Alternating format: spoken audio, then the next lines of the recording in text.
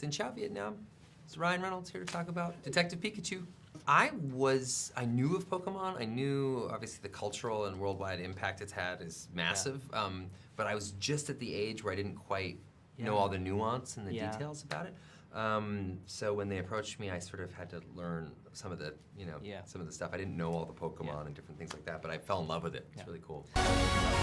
We're gonna need each other. No, I don't need a Pokemon. Whoa.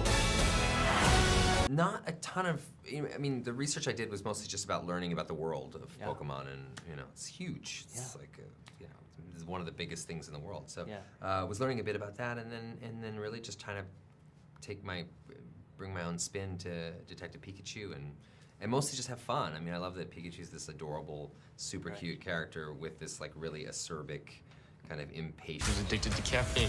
This is what a Frenchman would call caliente fiesta. That's not anytime you're jumping into a role like this that has a sort of built-in fan base and a preconceived notion, I wanted to be very careful that I didn't sort of upturn anything.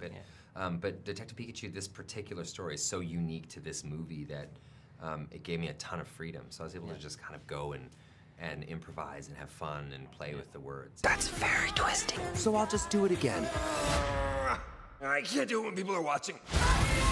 The first day I worked on Pikachu, they asked if I wanted to do some sort of like a bit of a film noir kind of detective, Brooklyn, sort of New York detective, and they just wanted Ryan Reynolds. The first few days of shooting, I went to set, and I just stayed on set and just kind of yelled out the voice in the scenes with Justice and Catherine, and then and mostly just to get a kind of understanding what they're doing, and they could sort of feel what I'm doing, and then we sort of went our separate ways. Most of the work, 99% of the work, was done in a motion capture stage, where I was just alone, and then you're sort of left with your imagination, and but I had a pretty good idea how Justice spoke and how he felt in the scenes, and he had the same for me, so it all just kind of worked out. Movie magic, really. What would he say to Hugh Jackman? Oh God, probably. Unfortunately, he could only say Pika Pika.